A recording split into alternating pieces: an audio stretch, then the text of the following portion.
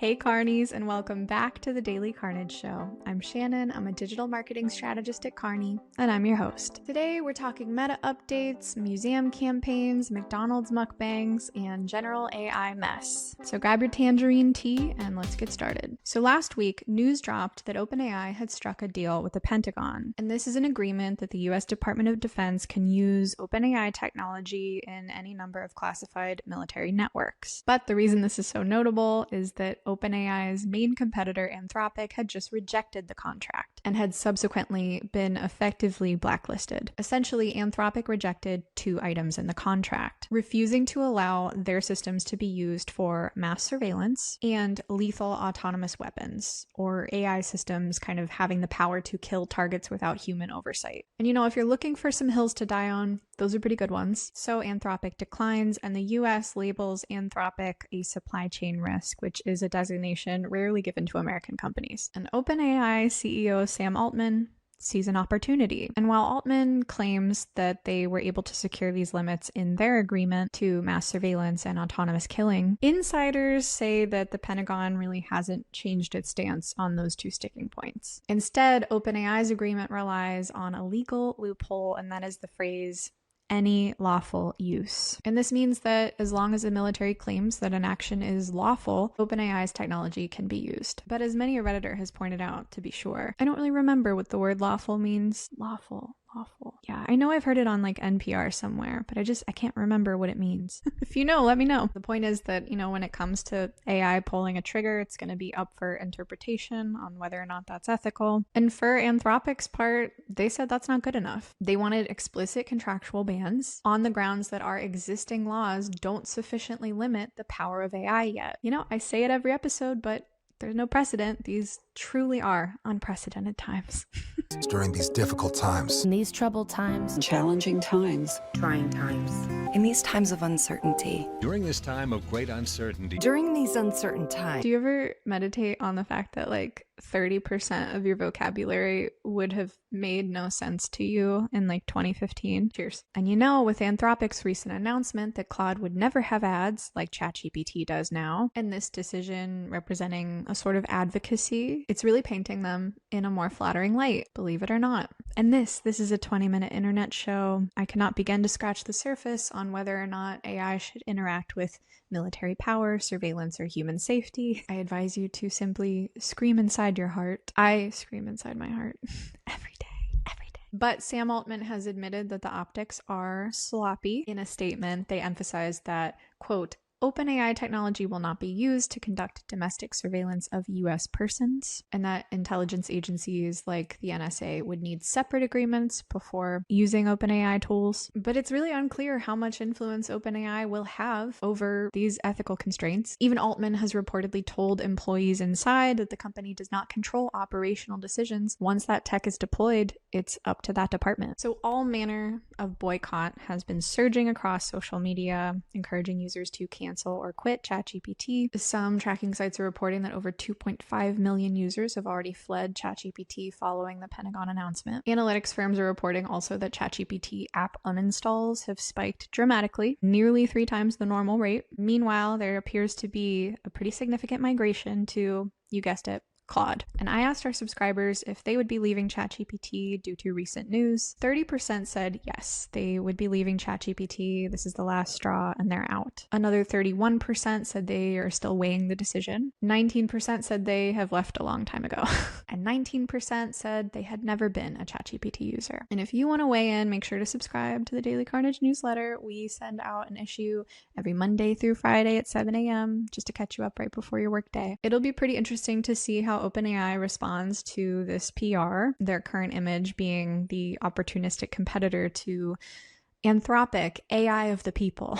But let's move on to our ethical kings over at Meta. Meta has rolled out a series of updates recently for users and advertisers. First up, for Instagram, users can now edit thumbnail images for posts on their profile grid, which means that you can finally choose exactly what you want to appear in your grid view. Meta finally answering the prayers of social media marketers everywhere. The grid and the grid girlies live on. And in another update, Instagram has finally opened up content scheduling and insights to all creators, so not just professional accounts or creator accounts. Basically, this means now that anyone can schedule their content ahead of time and monitor its performance, which represents a pretty significant democratization of tools for Instagram. This is going to make content planning way easier and less fragmented for small businesses and lots of individual users, as well as emerging creators. By the way, you should follow us on Instagram. And with this, Meta has third-party scheduling platforms absolutely quaking in their boots. Meanwhile, Meta is also updating its advertising metrics across all of its platforms, simplifying its link click attribution. And what this means is that only actual link clicks, not likes, not shares, not saves, not any other interactions, are going to count as conversions moving forward. And that basically brings Meta's measurement more in line with what you see on Google Analytics. All of these updates amount to essentially more creative control for all, and of course, more insight into real helpful data. So thank you for something, Meta. Okay, we're gonna get to our main entree here in a minute, and that is the McDonald's Arch Burger. But before we do, a palate cleanser, if you will, I want to talk about a nice little campaign out of Stockholm. It's an outdoor campaign for a photography museum called Fotografiska, and they're putting up billboards all over Stockholm that feature photographs from the exhibits, classic photos by photographer Elliot Erwitt, but they're reproduced on these billboards to be so small that they are effectively illegible, which is causing people to stop and sort of squint. And the ethos of the campaign is the tagline, "Photography deserves more than your feed," which is this idea that social media and the internet and all of our little screens don't allow for the nuance that considering art requires. This is a great stunt to just get people in the door, or at least kind of think about how they interact with art on a daily basis. But the reason I want to talk about it is because I've been seeing this trend lately with out of home kind of moving into this punk rock place.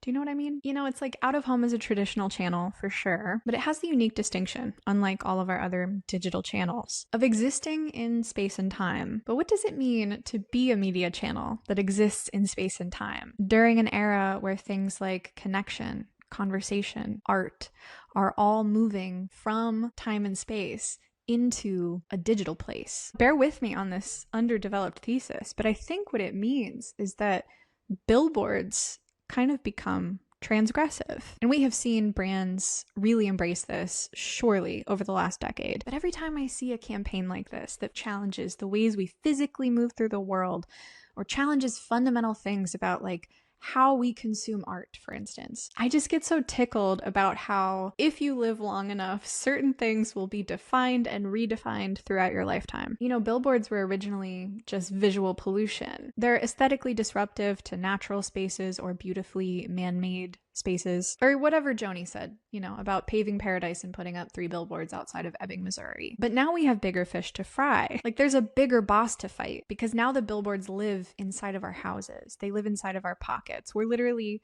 going to bed with the billboards. And what that means is that a little piece of out of home on a taxi cab, it becomes kind of quaint. It becomes a little punk rock. And given the right creative genius, it is a canvas with which to transgress. You guys, is this like a whole episode? Okay, put a pin in it. My wheels are turning right now. I will make some notes and I'll come back to you with a deep dive on out of home. But let me know if you're picking up what I'm putting down. It's kind of like how Barnes & Noble is like a little quaint now, just by nature of being an underdog to Amazon. Listen, shop local, please, for sure. But you ever go into a Barnes & Noble and look around at people sitting down with books and just think to yourself like, wow, the third space. I don't know. I guess my point is that like things can be bad, but they can always get worse. And then when they do get worse, it makes the bad things look not so bad.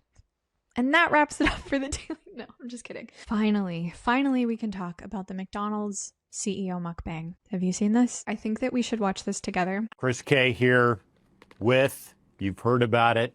Here it is, the Big Arch. I'm so sorry, Chris. I have neither heard of this burger nor you. It's so nice to meet you. I never once gave a thought to what or who was the McDonald's CEO. Sorry to this man.